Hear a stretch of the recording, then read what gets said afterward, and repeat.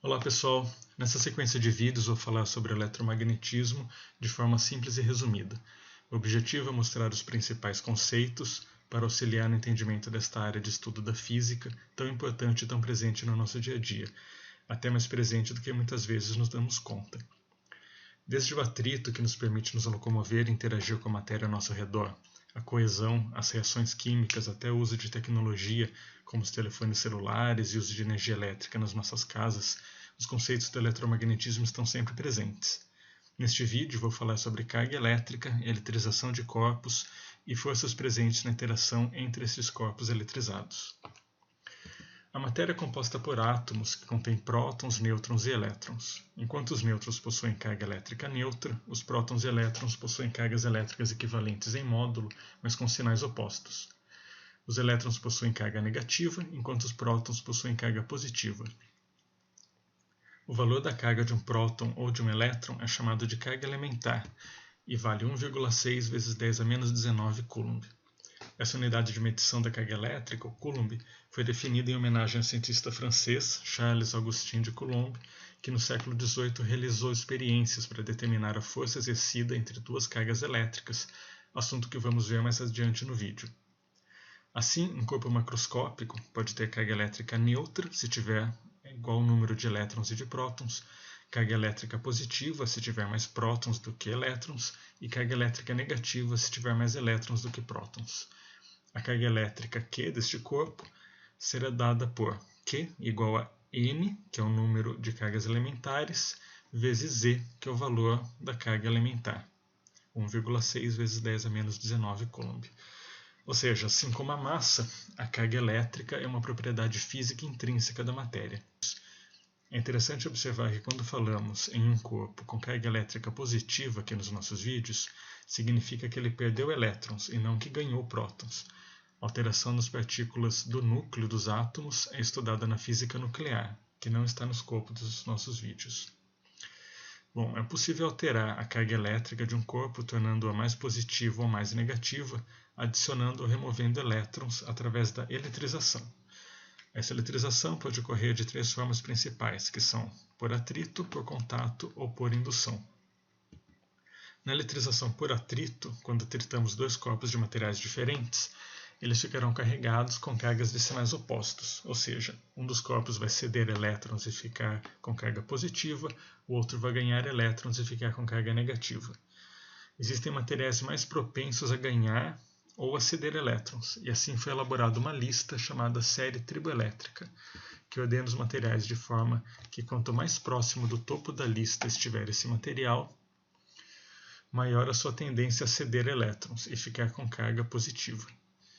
E quanto mais no final da lista estiver material, maior a sua tendência a ganhar elétrons e ficar com carga negativa. Então, o material da lista, ao ser atritado com um dos seus sucessores, fica eletrizado positivamente. Se for atritado com um dos antecessores, fica eletrizado negativamente. Estou mostrando aqui uma parte dessa série triboelétrica como exemplo.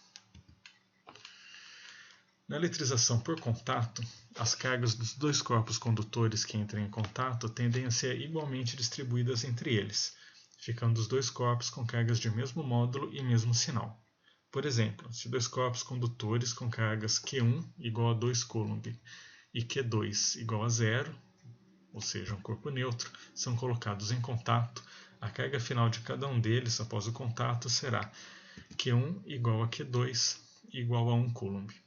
As cargas elétricas se equilibram e se dividem igualmente entre os dois corpos. Na eletrização por indução, um corpo eletrizado é aproximado de um corpo neutro, fazendo com que os elétrons deste corpo neutro se aproximem ou se afastem do corpo eletrizado dependendo do seu sinal. O corpo neutro é então aterrado, possibilitando que ganhe ou ceda elétrons para a Terra. A conexão com a Terra é removida e os corpos são afastados. No final do processo, os dois corpos terão cargas de sinais opostos. Nesse exemplo, um corpo com carga positiva se aproxima de um corpo neutro. Vemos que ocorre uma polarização das cargas do corpo neutro, com seus elétrons se acumulando na região mais próxima da carga positiva. Ao aterrar o corpo neutro, ele receberá mais elétrons do Terra. atraídos pela carga positiva. Retiramos então essa conexão com a Terra e a carga resultante do corpo, que era neutro, ficou agora negativa. Agora que vimos como os corpos podem adquirir carga elétrica, vamos ver como eles interagem. Para esse estudo, vamos considerar esses corpos eletrizados como cargas pontiformes, ou seja, suas dimensões são desprezíveis quando comparadas à distância entre as cargas. Ao aproximar duas cargas pontiformes de sinais opostos, verificamos que surge uma força de atração entre elas. Ao aproximar cargas de sinais iguais, surge uma força de repulsão. Como exemplo, vamos analisar essas duas cargas de mesmo sinal, negativas, nomeadas de Q1 e Q2, e separadas por uma distância d. Podemos definir um vetor unitário, D1,2 chapéu, que indica a direção e o sentido da linha imaginária que liga a carga 1 à carga 2. Como as cargas têm sinais iguais, as forças exercidas entre elas são de repulsão, ou seja, tendem a afastar essas cargas.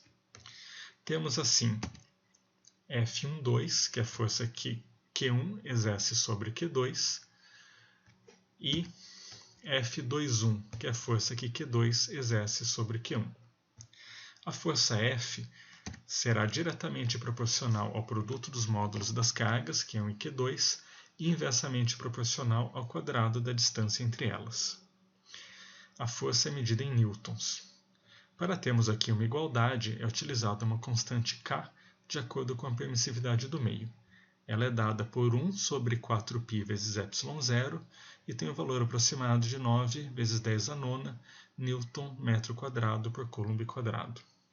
A direção e sentido de F12 são os mesmos de D12 chapéu. E para obter o vetor força, basta multiplicarmos este valor pelo vetor unitário D12 chapéu. Essa relação é chamada de lei de Coulomb.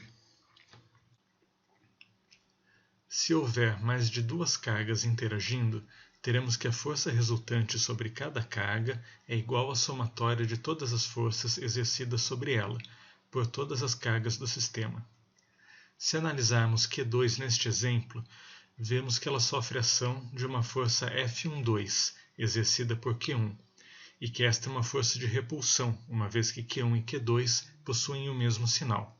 Adicionalmente, Q2 sofre uma força de atração F32, exercida por Q3, que tem sinal oposto ao seu. A força resultante sobre Q2 será a soma vetorial das forças F12 e F32, ou seja, a força resultante será a somatória de todas as forças que atuam sobre a carga. Este é o princípio da superposição. Vemos que as cargas pontiformes exercem forças entre si, sem que haja contato físico entre elas. Existe uma região do espaço ao redor dessas cargas, na qual, ao ser inserida uma outra carga, ela sofrerá a ação de uma força. É um efeito análogo ao dos campos magnético e gravitacional. Assim, dizemos que existe um campo ao redor desta carga, que nesse caso é chamado de campo elétrico, que é uma grandeza vetorial, designada por E. Para definir o campo elétrico em uma região do espaço, é inserida nessa região uma carga de prova Q e verificada se existe força atuando sobre ela. O campo elétrico é então definido como força por unidade de carga, em Newton por Coulomb. A direção do campo elétrico é a de uma linha perpendicular à superfície da carga que o gerou, e o sentido é divergente para cargas positivas e convergente para cargas negativas. Ou seja, para cargas positivas, o campo elétrico sai da carga, e para cargas negativas, o campo elétrico entra na carga. Essas linhas imaginárias, que entram ou saem da carga, são chamadas linhas de força do campo elétrico e possuem a mesma orientação do vetor campo elétrico. É interessante observar que a força F, e portanto o campo elétrico, depende da distância entre a carga geradora do campo e a carga de prova, ou seja, o campo se enfraquece conforme nos afastamos da carga geradora. Ok, pessoal, esse é o conteúdo que eu trouxe para vocês hoje, espero que tenham gostado e até o próximo vídeo.